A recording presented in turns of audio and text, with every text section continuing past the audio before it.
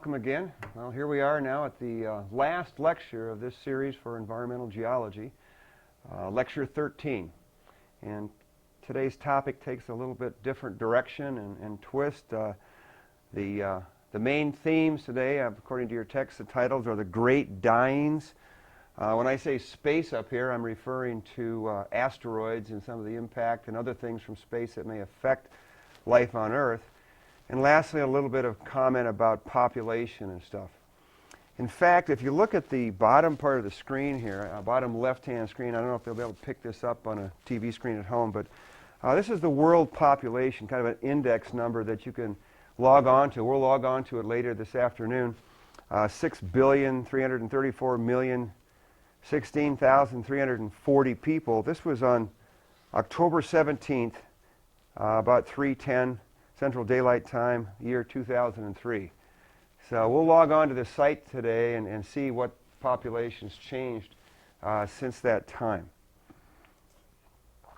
There's a number of phrases or kind of titles I could give to this subject matter we're going over today. Life through time, the Great Dyings, evolution. Whatever way we look at it as geologists anyway, we do know from data that we collect that life has changed. It is changing. It's going to change in the future. So the first subject will be chapter 14, okay, out of your text.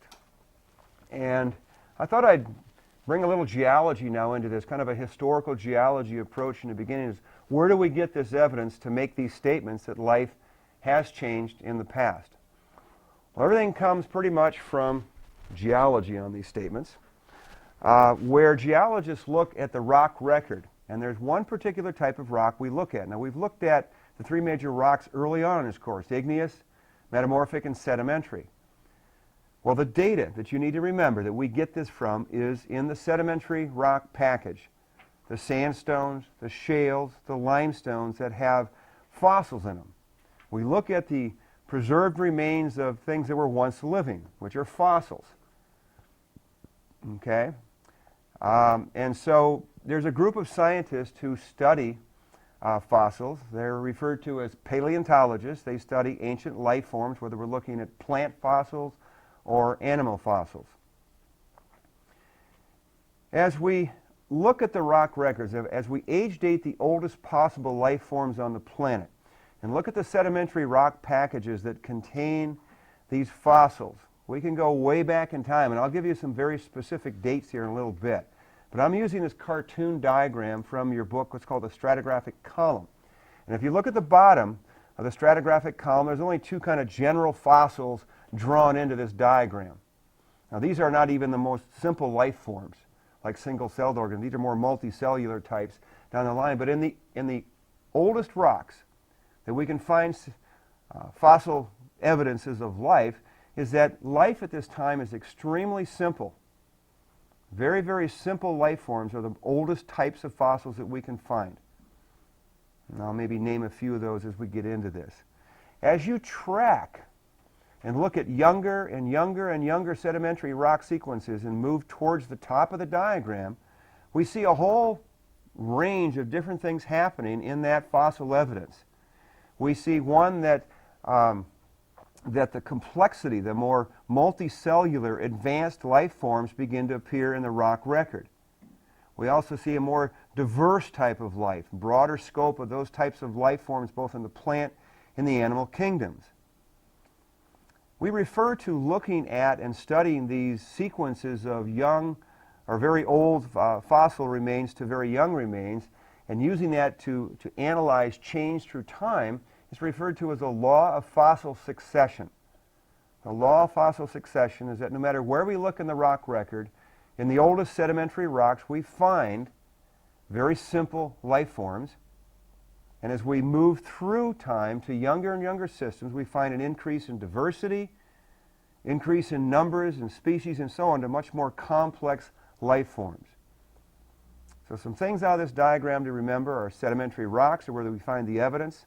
The fossil forms of plants or animals, as paleontologists who study these, they employ the law of fossil succession to talk about change of life through time from simple to complex life forms. And what are some of these oldest fossils, and where do we find them? I've got several, not all of them, that I can point out here. Usually we find these fossil evidences in the most ancient, oldest rock terrains of the continents, and they're indicated kind of in a darker pinkish or red color on your screen. For example, the Australian Shield, the Canadian Shield in North America, part of the Greenland Shield, the African Shield. These are the most ancient rock terrains that we've been able to radiometrically age date. And in the sedimentary packages in those rocks, we find a number of fossil types. Very, very primitive fossils, or simply evidence of life processes. For example, I want you to write down the Gunflint Chert in Thunder Bay, Ontario. That's just kind of on the northwest side of Lake Superior. In this kind of church, a form of quartz, microcrystalline quartz, there are small single-celled organisms preserved in these flint type units. They've formally named the Gunflint Chert. Age dating those are 1.9 billion. That's with a B, not with an M. This isn't million. 1.9 billion years old. Down in South Africa, in some of the sedimentary rock packages, again, we find very primitive life forms in the fig tree group. Fig tree group at 3.1 billion years old. And down here in Australia, in the Bitter Springs Formation, 3.5 billion years old. And up here in Greenland, the unit, the Isua, 3.8 billion years old. So we're finding evidence. Now the one about the Isua Formation, it's evidence of photosynthesis, byproducts of that we find in here with doing carbon-13 kinds of analyses, carbon-12, carbon-13 type analyses. We didn't radiometrically age date the rock with carbon, 14. This is another kind of analysis, carbon-12 and carbon-13 isotope ratios in terms of evidence that photosynthesis was there, which is a biological or living type of process. So several different kinds of examples of fossil evidence of extremely ancient life on the planet. Now, the diagram on the screen now is a simplified form of the geologic timescale, the geologist's calendar of time. We have the January through December, Monday through Sunday types of calendar that we're used to. This is our geologist's calendar. And if we go back to some of the most ancient times in here, like Precambrian time period, we'll find the oldest fossils are right around, and evidences are 3.85 billion years old. And these are very simple life forms that come under the category in biology as the prokaryotic cells. They lack a organized nucleus at all. They're very, very simple life forms. Prokaryotic cells at 3.85. As we move into younger rock types, okay, and move on up the process, again, the Isua one about, again, 3.5 billion years ago is a photosynthesis, meaning that plants are now evolving into maybe more complex forms. And right around 3.1 billion years, the single-celled organisms have become more complex, more organized in their nucleus, more organized characteristics of DNA and so on that can pass on genetic characteristics and create more of a complex genome and thus a more advanced diversity in life forms. So prokaryotic cells are simple life forms. Single-celled and eukaryotic are more advanced, more detailed type of genetic code to them. So prokaryotics and eukaryotic cells.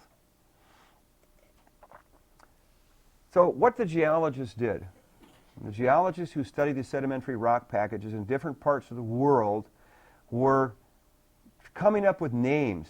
Well, here we are studying a package of rocks in Wales or in Germany or wherever. And they decided to create some unique name about that package of rocks. For example, Cambria. The geologic period called the Cambrian is really named for a region in Wales called Cambria.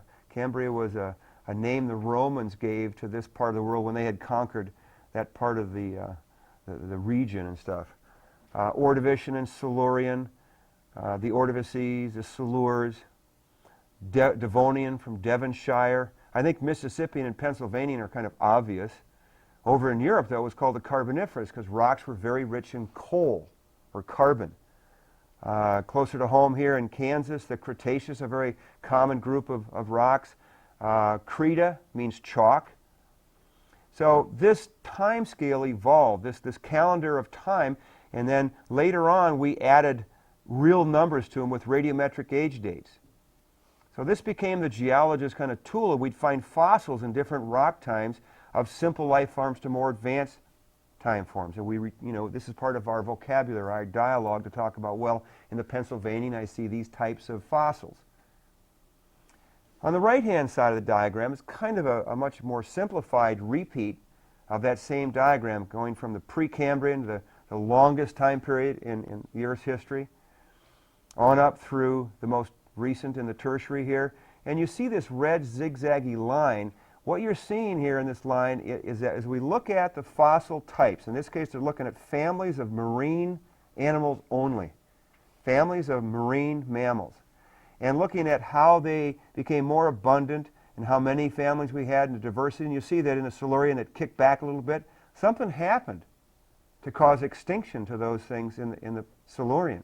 We get up to this end of the Paleozoic, the end of the Permian. Look at that big drop again of marine animals.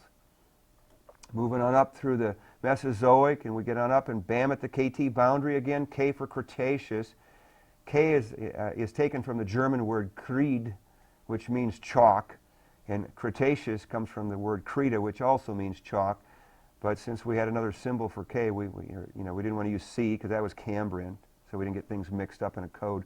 But you see that as you follow these things through time, there were extinctions of particular families and species of organisms that disappeared.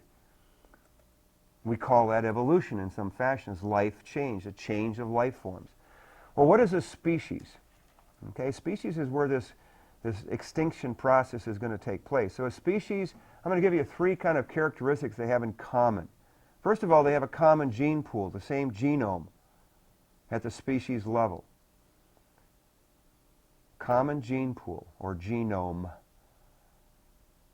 They can interbreed. And they have similar life habits. Now, I'm sure there's more in biology, maybe more detailed definitions of species, but this is good enough for us to work with this, is it's going to be at this species level that we see something happen to cause this species to go into extinction. So genome, interbreeding, and similar life habits. Now, when we talk about the extinction process, the average lifespan, so to speak, of a species is around 4 million years before it changes and becomes a different type of species. So it's at this species level where extinction in this evolutionary concept occurs.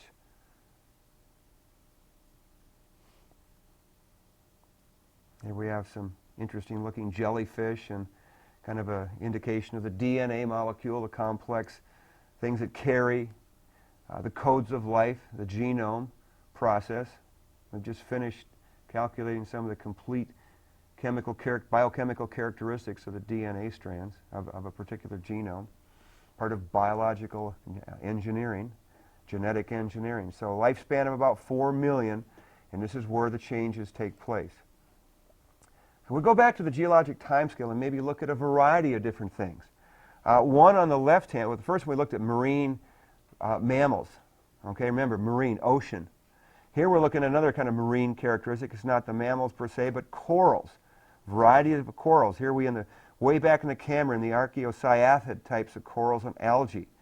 And eventually the stromatopterids, tablet corals, rugose corals, and we see that there are gaps in the rock record where no reefs that contained these types of reef organisms existed. They disappeared. And of course, time had changed. Finally, we're up here in the Cenozoic to Scleractinian types. So we know from many different examples of plants or animals on land, in the oceans, went into extinction, disappeared. The niches opened up and new things moved into those niches and became successful and expanded. On the right-hand side, I've got kind of, again, a geologic timescale to point out some of the big moments in time when there were some big extinctions that took place. And I'll probably pinpoint some more about these, about the end of the Ordovician, late Devonian, Permian, Triassic, and Cretaceous. We'll come back to these in another slide. I think it's coming up here. But we look at all this together. Look at all the extinctions that we can see in the fossil record where species, they don't exist anymore. They're gone forever. And calculate those that we've identified. That about 99.9% of all past life is extinct. New species filled these niches in, expanded, something happened for whatever reason, things went into extinction, new niches formed, species that remained either were successful or died out for whatever reason. So again, during the Cretaceous, Triassic, Permian, Devonian, I want to say a little bit specifically about these going through time again now. Okay? So about 99.9% of all past life that we know of is gone. Will never be back. So let's take a look at these mass extinctions, the biggies, one by one. Back in the Ordovician to Silurian, the end of the Ordovician, in the fossil record, we see 25 to 60% of all marine species disappear, go extinct. Depends on what part of the world we were in when we look at the fossil record. But a lot of life ended at that point in the Ordovician. Late Devonian, about the same range. Life got successful, kind of came back, and then bam, something happened to it. I don't mean to sound like that cook Emerald, by the way. Always throwing new spices out there. 22 to 57%, about the same. Again, in the marine world, large numbers disappeared.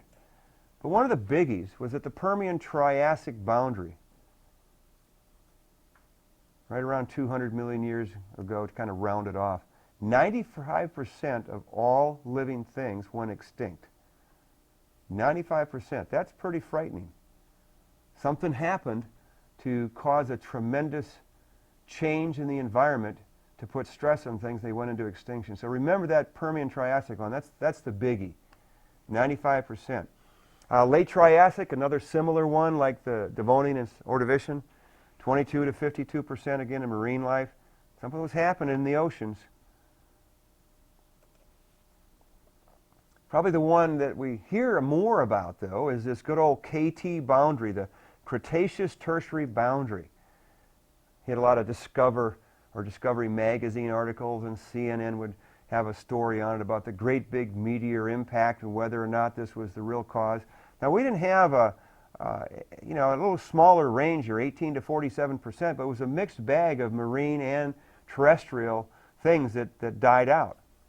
You always hear about the demise of the dinosaurs being at this point in time. About 65 million years ago, this KT impact, which we'll look at. Well, it's a possibility. Other paleontologists believe that some of the dinosaurs were going extinct already, and the meteorite impact was kind of like the last nail in the coffin to put them away. Unless we believe that birds today are the, kind of the extinct portion of what was left of the dinosaurs. You can learn the rest of that in a historical geology class, I think. Now, more recently in geologic time, of course, Pleistocene, during the last major glacial age, the Pleistocene, a lot of very large mammals, the huge mammoths, the large saber-toothed tigers, and a whole list of very large scale, elk and bears and beavers, huge animals, disappeared. They went into extinction just 11,000 years ago. That's not too long ago. And that hits closer to home when we saw this. We'll come back to some of these as to why these extinctions here. I'll give you time to write the rest of that down before we move on.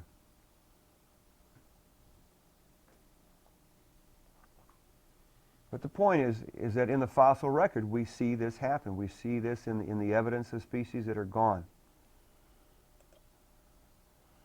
Oh yeah, one more I forgot on here. The Anasazi. Other Homo sapien groups, what happened to them? or are they in, they're not really in extinction, but something happened to cause them to kind of, in a way we refer to as disappearing, their tribe, where'd they go? We can pick on one in South America and so on. What about these changes? Okay. Well, I'm going to go through a list now of possible causes. Extinction, possible causes that we might attribute to causing stress and changes to living organisms.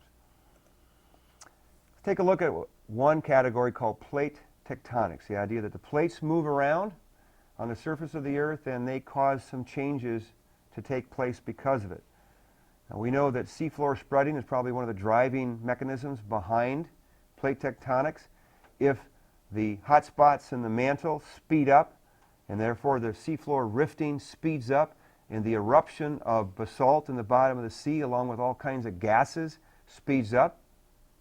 Maybe it's speeding up and changing the chemical system of the oceans, the amount of gases being emanated into the atmosphere. And it's just these marine things have to survive these rapid changes. Some things can, and some things can't tolerate changes that rapidly. Sea level changes. When you have an increase in uplift, we'll look at this one in a cartoon later on, that the ocean waters are displaced. So if we shove maybe more salty water into a more, kind of coastal area, maybe we're changing that estuary composition to affect life on our coastlines. In the past, we know that sea level was 460 to 650 feet higher at times throughout geologic time. Well, that has a major effect on life. If it rises rapidly, that's going to be a problem.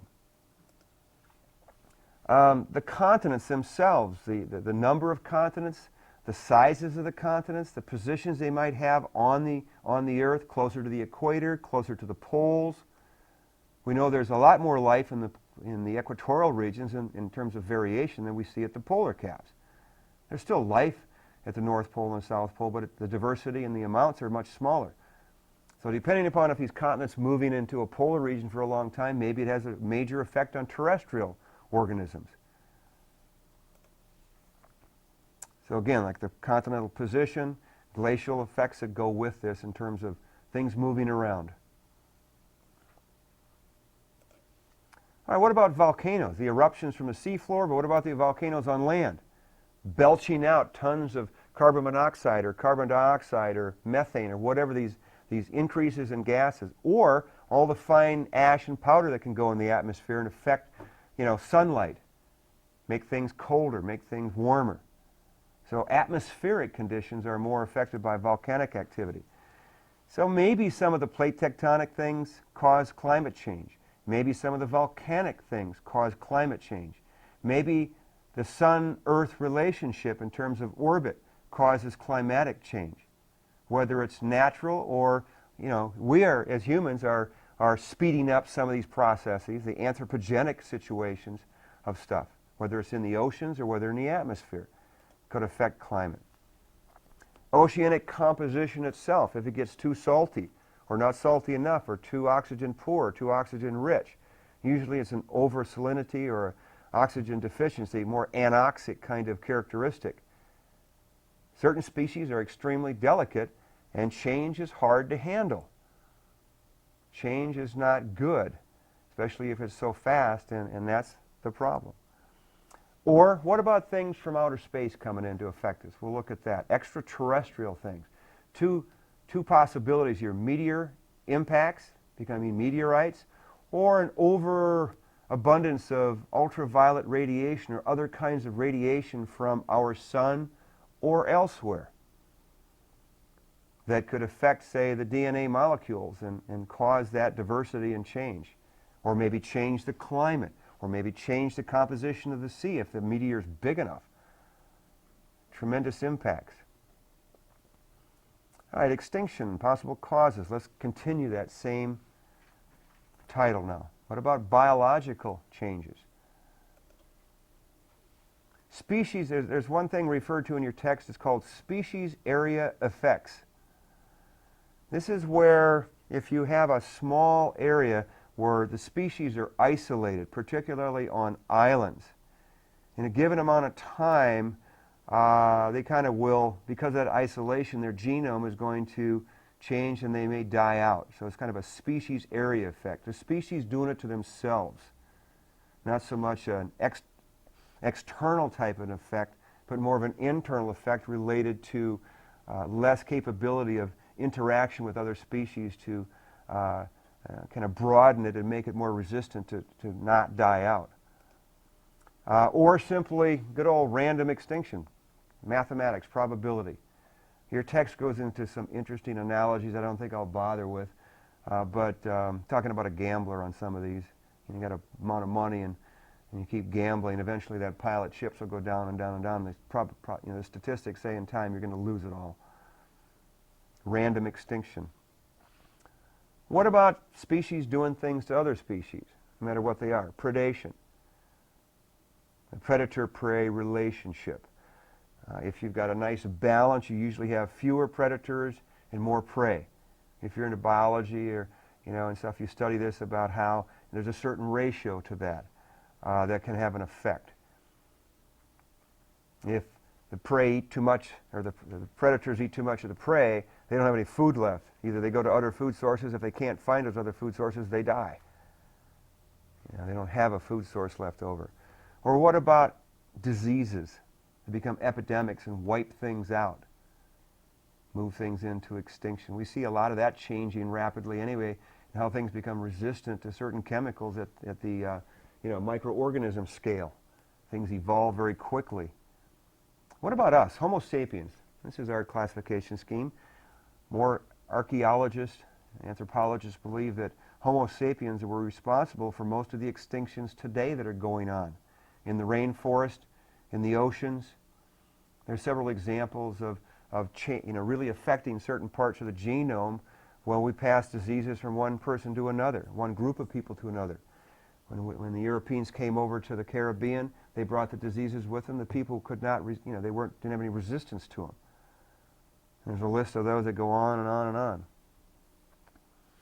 If we look at the Pleistocene time, when I talked about a lot of those large animals disappearing, going into extinction, the saber-toothed tiger and the mammoth stuff, they were probably a major food source for us, and we wiped them out about 50,000 years ago. Now, could we bring war into this? We always have the worry sometimes in politics and other stuff about if we had major nuclear war against each other as humans, could we wipe out the human race? Maybe. It's a possibility. One I don't want to think about, but so all these things from plate tectonics to biological and now to us, it's a combination of all these things that's being worked on that are causing extinctions. Here's kind of an idea. This is the surface of the sun. I think I showed this earlier in the semester about, this is extra energy being burst during explosions on the surface of the sun, giving off increases in ultraviolet light, which can affect the DNA molecules if they're not protected. If we have a nice protective magnetic field, the ozone is kind of a protective layer for certain things. Well, there's radiation from our sun.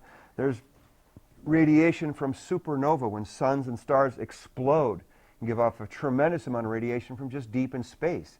So it doesn't have to be the nearest one. It could be just the sun. Let's look at now the Ordovician extinction. I'm going to give you some notes to follow through, but I'm going to go through them rather quickly. I will not test you on the detail or the specifics of this Ordovician extinction, but it's good evidence of what went on in terms of several ideas or hypotheses about the Ordovician extinction, okay?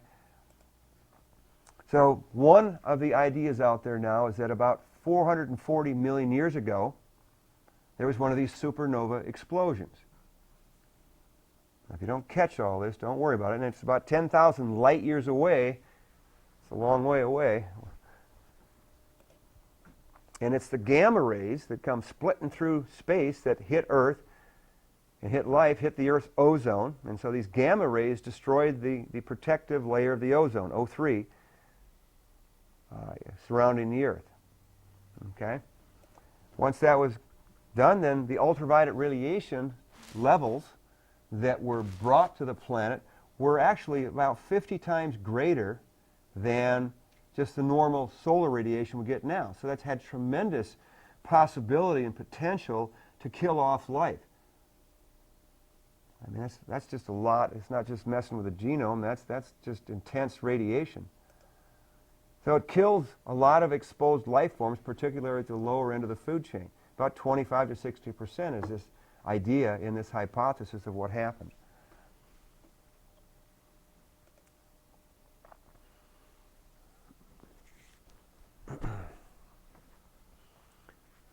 They also claim that the Earth was shrouded in kind of a brown smog due to part of this loss of the life in ozone, and this kind of cloudy thing would then reflect light back into space, making the Earth a lot cooler, thus explaining the glaciation. The albedo went way up, and so there was not only major extinctions, there was glaciation. So one hypothesis about the Ordovician is this scenario we just went through. There are others. It's not the only one out there. It's one that's being proposed more recently in this case. So I don't expect you to memorize this whole sequence on here. Here's one proposed just last year by Riskin on the Permian extinctions. And again, you don't have to write every one down. Just kind of look at it and follow along in this case, all right? That if we look at some of the methane and other types of gases that are trapped in the sediments, in particular in the oceans, along the edges of our continental shelves, then during earthquake times or something, that these seismic vibrations would release these trapped gases for whatever reason, and all of a sudden you get this tremendous chemistry change in the ocean. The sea chemistry just dramatically and quickly kind of flips or changes in its salinity, composition, and so affecting all the marine life. Remember, this was one of the big ones. This was 95% of all life. It just belches out very quickly, and of course that's one idea. Then the gases, of course, boil over and move right on into the atmosphere, affecting things on land. So because of this kind of sequence, this chain of events, then they talk about this increase of methane gases that could be ignited by lightning, and then starting all these huge fires on land, and all the smoke and the dust spilling into the atmosphere, and of course that blocking out sunlight and for photosynthesis on land, that all of a sudden, due to this real quick kind of belching of gases in our continental shelves, kind of a chain reaction to affect the oceans and the atmosphere all at once. A very rapid geological change led to the extinctions, this 95%. Now, whether this is real or not, we don't know. I mean, we have to look for evidences in the rock, but these are hypotheses. They're not theories. But we do know that the extinctions took place, and we're just trying to figure out maybe why. Kind of the tectonic cartoon out of your textbook showing you that if you look at how sea levels change through time and what could happen, how could we get that to change? Well, during glacial periods, we know that a lot of water is locked up in the glaciers, and so sea level would drop, affecting species in that area. It's going to change the salinity, change the temperature of the ocean. Or, say, perchance with oceanic rifting situations where you have an increase of basalt and gases oozing out on the seafloor, that you're, again, changing the chemistry of the sea, but you're also maybe warming the sea up, it expands, gases go in the atmosphere, the glaciers melt, sea level rises. Whether there's rifting in the bottom of the oceans to these huge flood basalts like we would have in the Pacific Northwest, the Columbia River basalts, or those in the Deccan traps in India. Again, these are episodes, the rocks are evidence that we've belched out all these gases. So kind of tectonic ideas on this. To give you an idea about the rift concept is that when you have an increase of rifting in the seafloor, it's moving the crust upward. So it's like in a bathtub, you tip the edge of the bathtub up, the water's going to do what? Tilt towards the side. And so the water's going to move onto the land more rapidly than it normally would. And can the species change and move? Some things are attached to the bottom of the seafloor, they can't move. So they're going to go into extinction. So depending upon the spreading rates, determine how quickly you're going to tilt the water, the kind of bathtub effect or bathtub tilt thing they refer to. Keep belching out more CO2. the atmosphere is going to warm up. It's kind of a form of natural global warming. If we go back to the Cretaceous time and look at the evidence on data we find in sea sediments, oxygen isotope studies in terms of what was this average temperature on the Earth compared to now, it was a lot warmer. It was much warmer in the Cretaceous. The sizes of the glaciers, if any, were very, very small. And so sea level was much, much higher at this time. Very interesting. Right now, in the far right-hand corner of this graph, sea level is pretty far down there, so there's that potential to go back up. If we remelt Antarctica or remelt Greenland, we're going to see sea level rise 200, 300, 400 feet. Kind of a cartoon of what a paleogeographic map of the Cretaceous about 90 million years ago. You take a look at this part of Europe. Here's northern Africa, North America, much closer. They were just beginning to split up. At this point, this is Greenland. You don't really recognize a Mediterranean Sea per se. There was this kind of Tethys Seaway, as we called it back in there, of kind of a proto-Atlantic Ocean. No really major land bridge between North and South America. In fact, the Cretaceous Seaway from the Gulf all the way up to the Arctic. So these changes, if we look at 10 million years ago, all of a sudden in Europe, look how things are closing up on here. So plates are moving around, squeezing in environments, changing them. So this is what we look at. These are the kind of evidences we want to try to conjure up to say, well, are these good explanations of rapid changes in our environment? Supervolcanoes, a new kind of category to look at, where Mount St. Helens blew up. That's small. We had ash blow all the way out to here to Hays, Kansas. Went out in the parking lot and kind of brushed it off the cars. Real thin, fine film. We're quite a ways from Mount St. Helens. But these supervolcanoes, a whole number of them. One you might want to write the name down, Toba, T-O-B-A. Toba is classified as a supervolcano. Yellowstone is classified as a supervolcano today. But all these big volcanoes are belching out lots of ash and dust into the air, these big plumes of material like Mount Etna. You know, we constantly have a bunch of those going off. Here's Yellowstone. I may have mentioned this earlier in the class up here in the Norris Basin. They've closed this off now to tourists.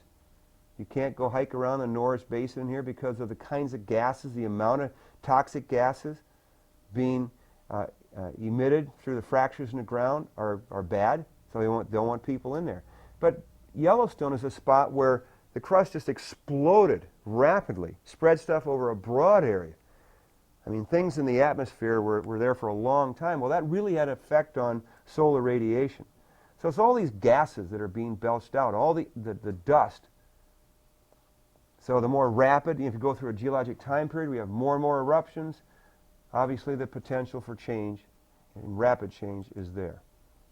Let's go back to this Mount Toba thing again, or that supervolcano Toba. That's really interesting. Somebody's looked at the evidence both from the biological standpoint and the geologic and trying to tie them together. When Toba, the supervolcano, exploded and blew up, spreading a tremendous amount of ash and gas around, it kind of pushed the Earth temporarily into what we call a volcanic winter. Things cooled off very quickly because of the sunlight being reflected back into space. It eventually slowly warmed back up as that ash comes out of the atmosphere, but there's a lag time. It takes a long time.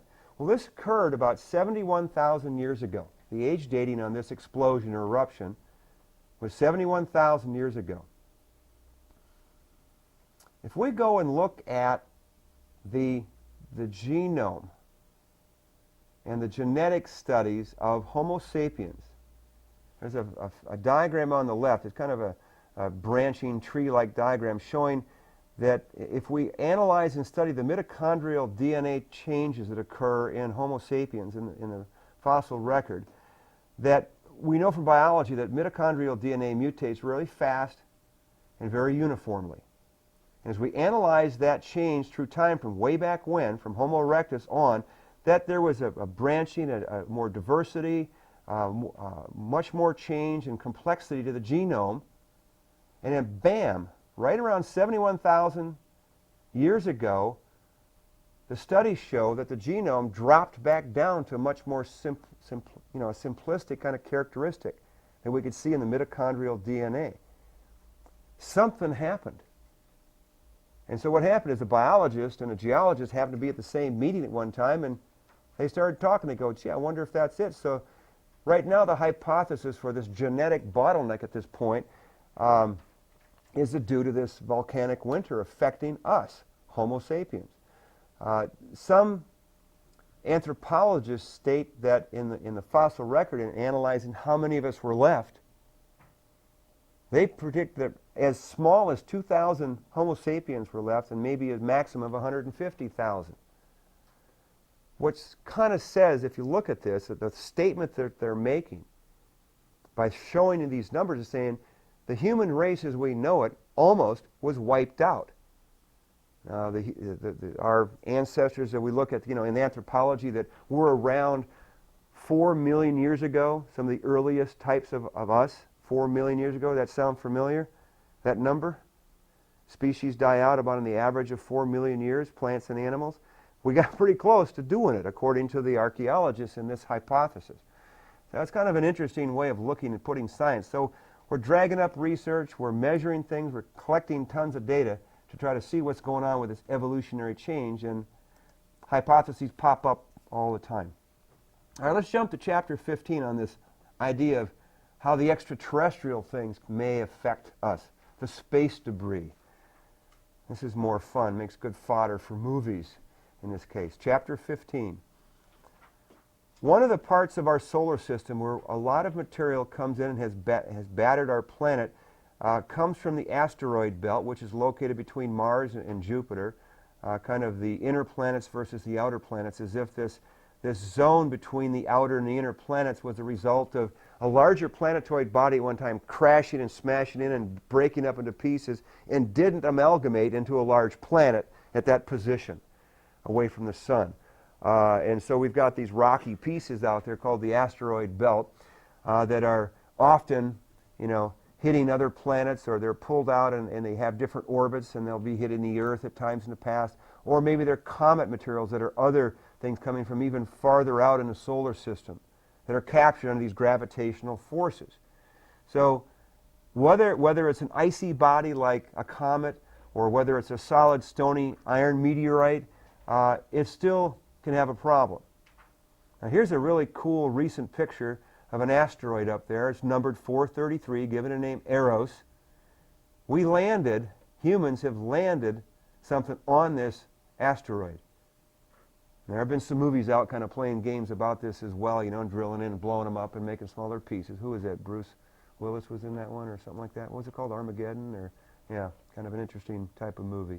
But going up and taking pictures and flybys and trying to figure out where's a good spot to land. They targeted a spot here and eventually, landed. And here we have some surface pictures from that. 2001 was the landing.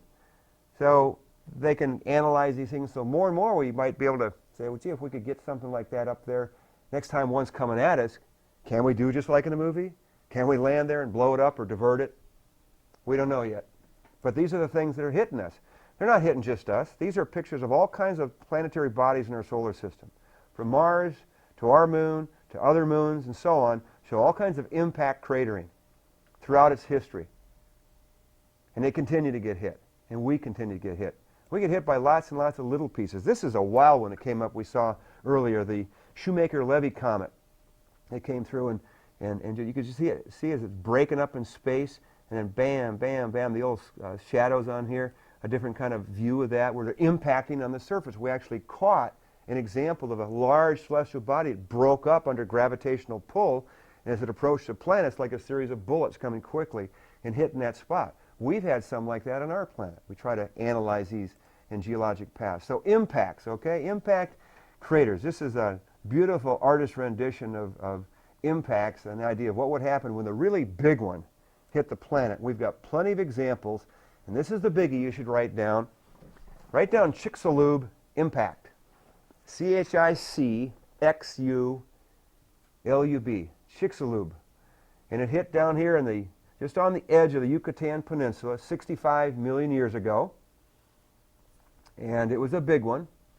And it's proposed and hypothesized that this is one of the biggies that changed the Earth, major extinctions, particularly the dinosaurs and others. In fact, we were looking at the KT boundary, as they call this, on our field trip this past weekend. Other kinds of pictures of this thing. By the way, Chicxulub means the devil's tail, apparently. But a meteor about that size blasted into the surface of the Earth down there. Here's a cross-section view of this. This is a, I believe, is this a gravity? I think this might be an anomaly of a gravity map in there. Here we can see some of the rock debris that was blown out as this exploded the surface rocks, and then it fell back to Earth in this kind of conglomeratic type of rock. So here's some other examples around the world that we have. The Manicouagan up in Canada now is a reservoir. They filled out dammed off some of the rivers and filled it in. In Africa, Tinbitter. But these circular kind of astroblems, I like the term astroblems, like a blemish from space on the Earth. These are really huge. You ever become an astronaut and look down, these things stand out dramatically. So Manicouagan and Tinbitter. Here's some others. I'm not going to give you tons of names, just a few of those. All over Australia, Africa, North America, South America, Europe, Asia. Here's one close to home, Meteor Crater in Arizona, just south of Interstate 40. Here's one in Chesapeake Bay, more recently discovered, showing a debris field, and all kinds of great maps are out there of the drilling efforts to find out more about it. And we just dig and dig and dig to try to find everything we can about it geologically, and then try to put this into context with extinctions. Here's one that Fort Hays was involved with called Upheaval Dome in Utah. I think that Ute came off. This is out in Canyonlands National Monument, and you can see this circular thing. And our class went out there and did a magnetometer survey. This is our old magnetometer, and unfortunately, as we hiked around the rim to take these measurements to see if we could find maybe an iron core material that was buried during the meteorite, this is one hypothesis. The other hypothesis, this is a salt dome and has nothing to do with the meteor, and they're arguing back and forth. But our magnetometer broke down, but I think we'll try to go back one of these years and go back in with our newer magnetometer and retest the idea. But we were working in conjunction with the U.S. Geological Survey, but it was a good experience for the students to work on. The bottom right-hand corner kind of shows you an animated video of what may have happened to create the meteor crater in Arizona. So whatever it is, we've got these impact features.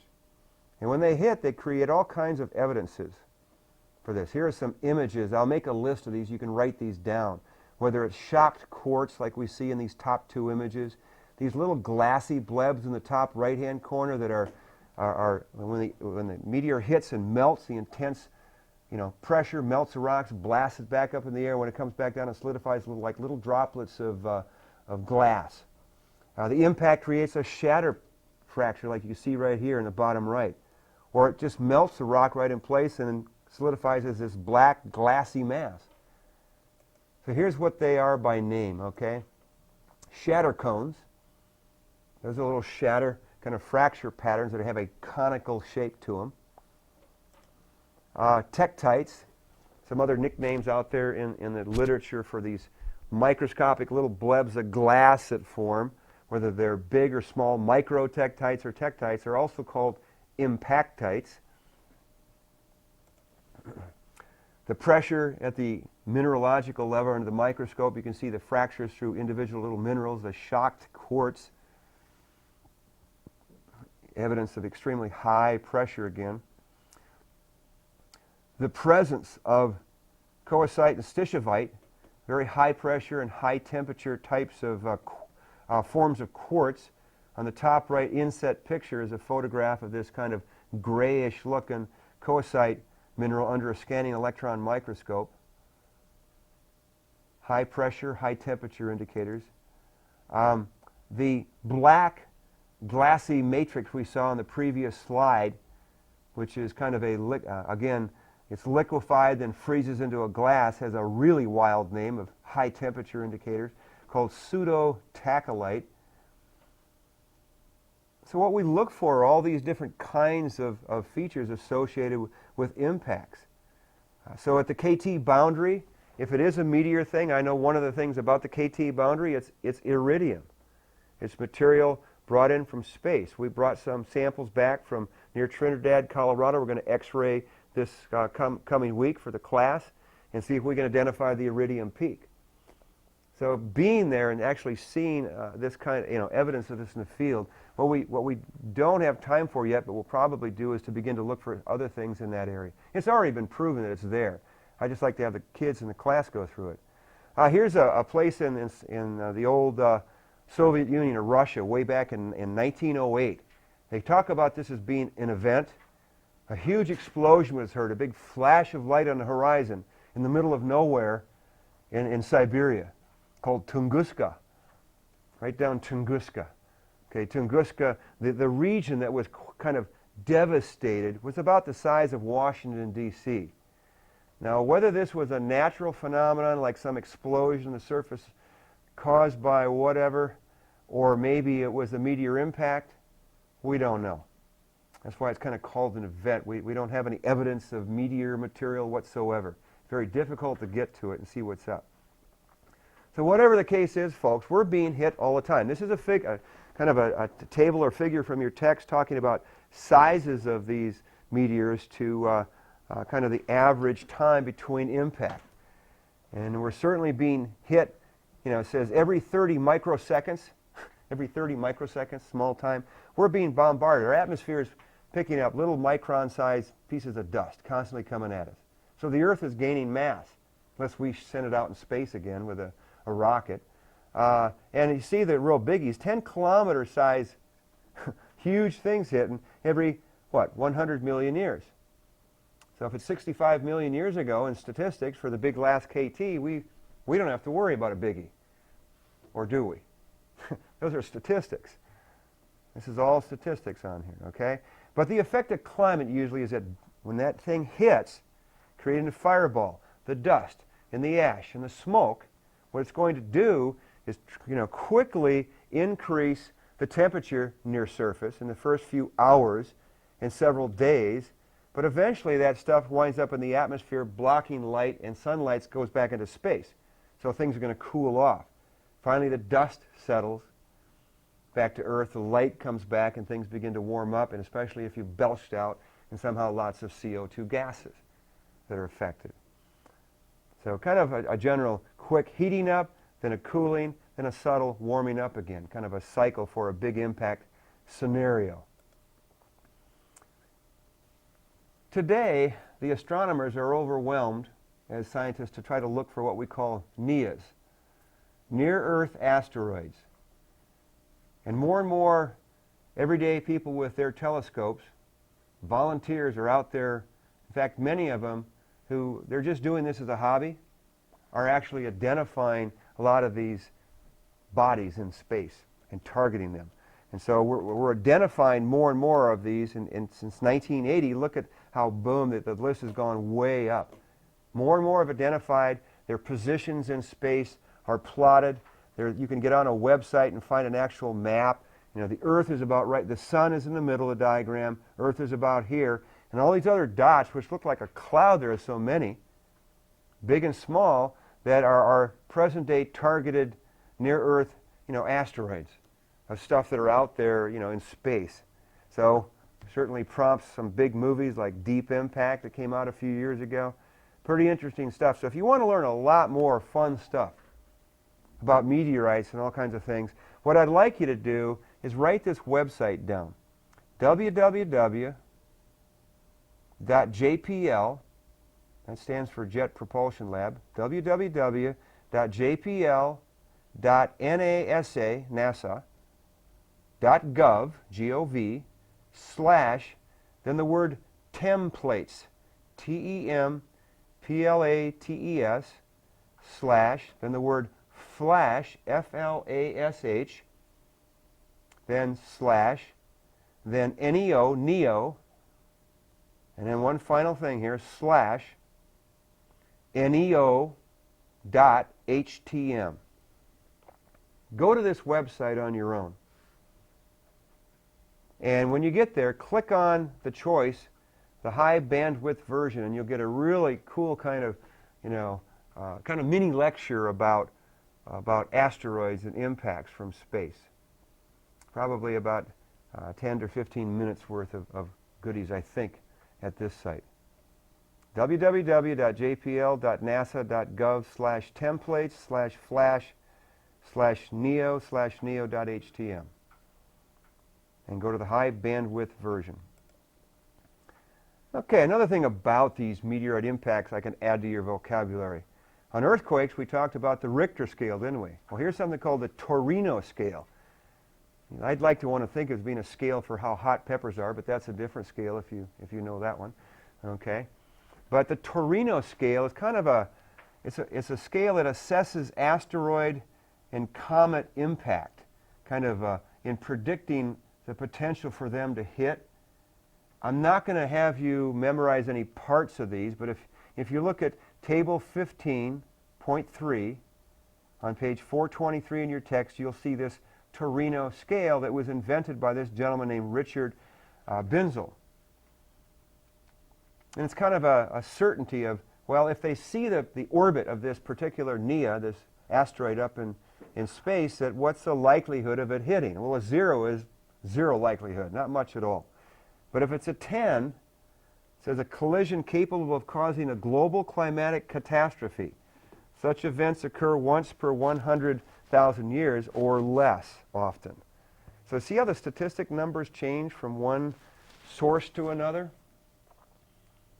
If you go off on a website or you go in another textbook, read somebody else's paper, these numbers vary a little bit. But I want you to remember that the Torino scale has to do with meteorite impact probability. It's not the earthquake thing. So just look at these statistics. Don't write them down. But if you look at these tables in your textbook, this one's frequency of impacts at annual risks of death. Tunguska size events, average interval, so many years. Total annual probability of death, of dying by this, is 1 in 30 million people. Well, again, this is just statistics, and comparing it to other things like dying versus a motor vehicle accident, murder, fire. I just highlighted a couple less horrific ones, I guess. Although maybe food poisoning by botulism, chance of 1 in 3 million. Whereas getting killed, like here in Kansas in a tornado, 1 in 60,000. I don't like that stat. But getting killed by an asteroid, 1 in 20,000. Remember, these are statistics, and people, play around with this stuff. But don't memorize any of these. But the only thing I guess I'd like you to remember, that if the question comes up on the quiz, is that according to your author of the textbook, there's a greater likelihood of you dying by getting hit by a comet or an asteroid, according to your author now, than getting killed by a tornado. I don't know if I believe that. I've never done studies on this, but so be it. Kind of interesting what we do with statistics. That kind of ends the idea on these extraterrestrial bodies. Going to move to the last chapter now on population growth.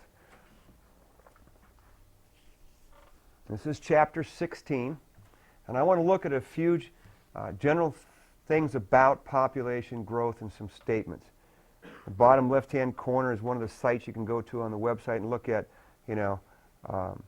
population on the top, productive land here on the bottom that we can live off of, and what's producing food to feed that number, and watch it change.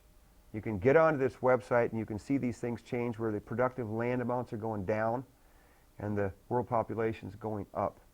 Kind of interesting.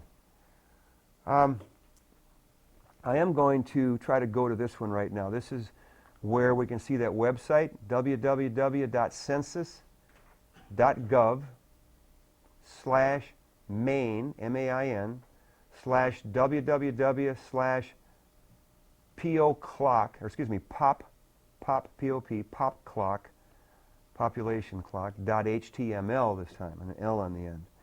When I get there, I got to remember to click on the Java versions. I know our U.S. Census predicts by year 2050 we'll go from 288 million people in the United States to 425 million. So in your lifetime, most of you are going to be seeing a tremendous change in the United States. So let's see how this works on this click and see what happens real quick.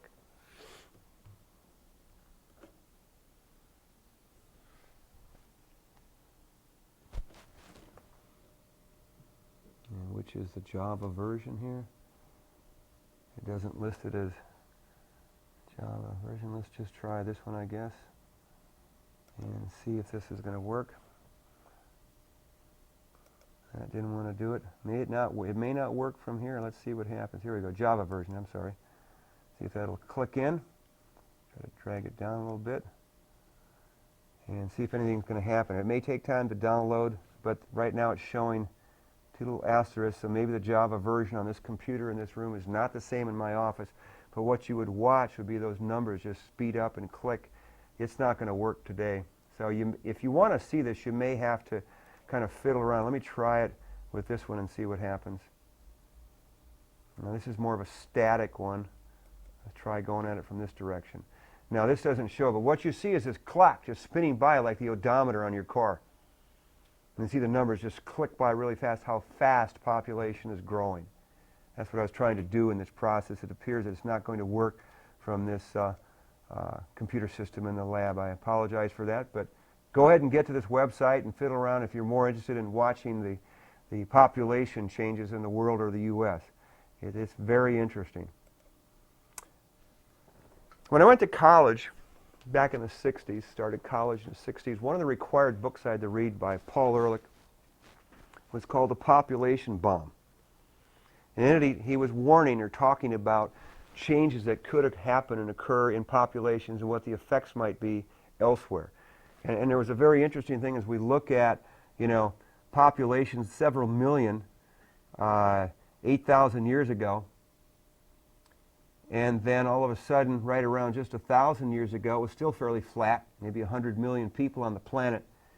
And 500 years ago, it started moving up, but just recently it's just skyrocketed. In 1999, we've had over 6 billion people on the planet, and they predict 7 billion just in about 8 years. It's a lot of people. So is there a population bomb? Well, it depends on what you define as a bomb, I suppose, as a species for Homo sapiens.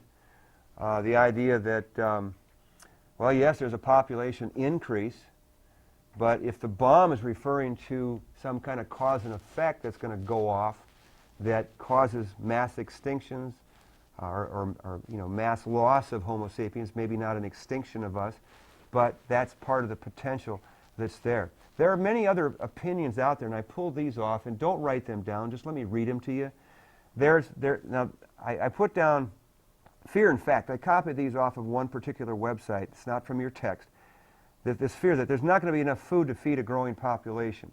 So this particular group of people, in their opinion, which they claim as fact, says, despite predictions by Paul Ehrlich and others, mass widespread starvation has not materialized. Now, you have to decide for yourself whether you think that's real or not. Maybe it hasn't materialized in our country, but there's plenty of starvation going on in other third world countries, though. Instead, famines have occurred only in China, Sudan, and the former USSR because of dictators and social engineering. But nevertheless, it has. I personally will look at this as in kind of loophole, backwards analogy. I don't know if I agree with it. It says world food production has continuously risen since the 1950s. That's true. That's good. So maybe they are right, maybe they aren't. But if it is a concern, we are running out of space for everyone to live. And this is their fact response to that statement. All 6 billion of us could live in a state of Texas with enough room for every family of 4 to have a house and 1/8 of an acre of land. Well, if you have the potential to make the food to live on that land, and you wouldn't get too bummed out about having 6 billion people in that size of an area, of what other effects that might have from social context, that's possible. So there are rationales and opinions about one way or the other on this, but nevertheless, the population is going up. Here's a phrase out of your textbook called demographic transition. And I'll show you the chart to explain this. A demographic transition that we are going through that may be the buffer to slow down the population increase or that population bomb. Now we know that, now in this statement coming direct from your book, the first statement is that death rates have declined due to better health, nutrition, and medical treatment. We live longer. We know that. So we are living longer. That's increasing the population in that respect. However, the rationale behind this concept of demographic transition, kind of this philosophy here, is that, well, if this happens up here, secondly, then when or if succeeding generations then become convinced, and I guess this is consciously or subconsciously, convinced that their children will survive, then they're not going to have as many children biologically. I guess it's kind of a psychological thing or emotional thing. Then because of their emotional or biological response to this kind of security, that the birth rates will drop and therefore population will stabilize.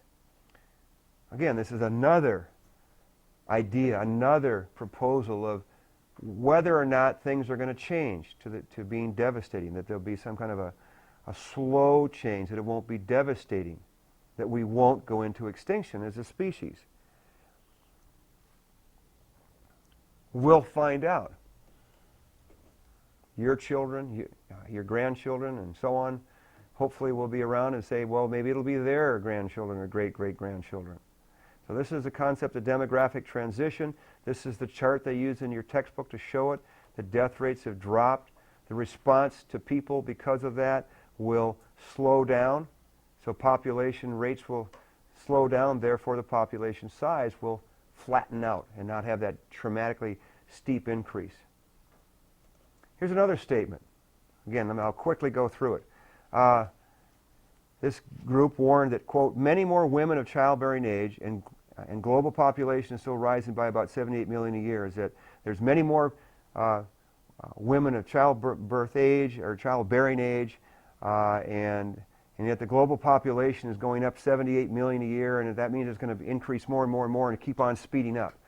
Well, their answer to that statement is that, well, they fail to recognize that these women, or those women of that childbearing years, are experiencing a decreasing fertility rate. Whether that's biological reasons, biochemical reasons, environmental reasons, political reasons, religious reasons, whatever. They don't state that. It says women are choosing to have fewer children, and in developing nations, many children do not survive.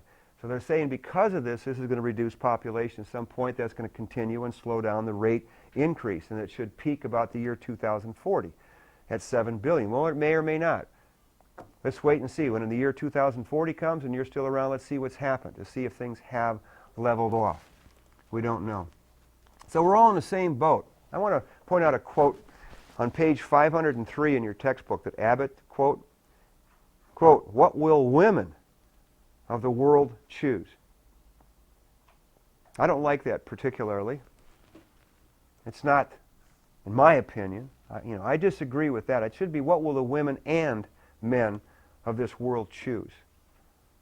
We have to find some common ground, not only amongst men and women, but between countries and everything else that's going on, because we're all in the same boat. This idea, this delicate little planet that we live on, to see what's going to happen to it in the future of ourselves, our grandchildren, and so on. Here's another one about kind of a checkbook approach to things. If you put money in the basement and let it sit there as $1,000, doesn't matter, it's still $1,000 when you pull it out of the basement. But if you give it a 7% increase every year, look how it skyrockets. But if even you put $1,000 in and then add 100 a year, it still goes up. So we rarely see it flattening out at this point. So they call this kind of goofy thing the 7% doom, because that seems to be the rate of which we're increasing the population. That has not changed, that 7% change, yet. So they play another game, statistics. They say, okay, well, even if you go down to 0.02%, no matter which percent you take, you still have an increase of population. So Ehrlich's right in a sense, unless you can have zero change. The death rate equals the birth rate. So we'll see what happens on that. I want to throw carrying capacity at you too, because we live on these continents with growing sizes, demands for it. In your text they talk about carrying capacity. Can the land itself carry the population to balance it out? And the example they give you is on Easter Island in the Pacific, the Rapa Nui, peoples who lived there, fought each other. They built structures to compete with each other on this island, and they built these giant basaltic structures. To get them where they're at, they cut the forest down. They wiped out their ecosystem. They destroyed their environment over a kind of, I guess you could call it an egotistical thing, and next thing you know, they started killing each other off, and there's supposed reports of potential or hypotheses of cannibalism. They don't know where they are. There's not a lot of evidence. Some say they ate, and then they took off and sailed to another island. We don't know. Where'd they go? Something happened where there's a carrying capacity of the land that it was exceeded by various reasons that we did not survive in that area. So will we succeed or fail? I don't know. This kind of last chart I think got from your text that here we see an increase in irrigation and agriculture, and population went up. And then we abuse the environment, drop in agricultural practices, and population goes down. All right, and then we have the Persian organizing skills that they brought to humankind, and boom, it dramatically went up.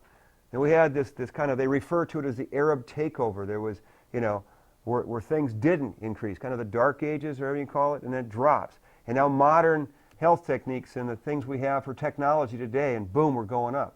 Well, what's going to be next to knock it down? I don't know. We don't know. Will technology save us? Maybe. Have to look at some of these things. So I don't know what the future is. I mean, I think that if you read any of these books about this stuff, it's just simple guessing, and some of it can get scary. And we can talk about war, we can talk about disease, we can talk about famine. You can look at the argumentative groups and positions in religion, politics, and culture. It's a difficult thing to talk about.